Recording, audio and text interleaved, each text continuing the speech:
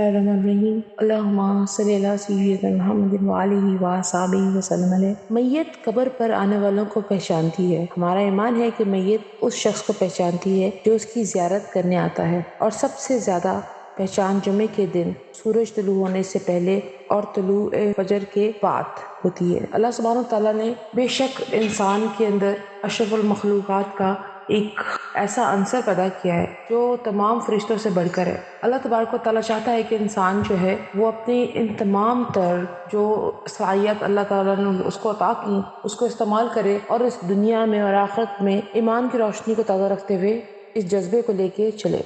لیکن آج کا انسان کمزور پڑ گیا ہے، وہ آج کی دنیا میں نفس نفسی کا شکار ہو گیا، ریاکاری اور منافقت کا اور جھوٹ کا پہرا دار ہو گیا۔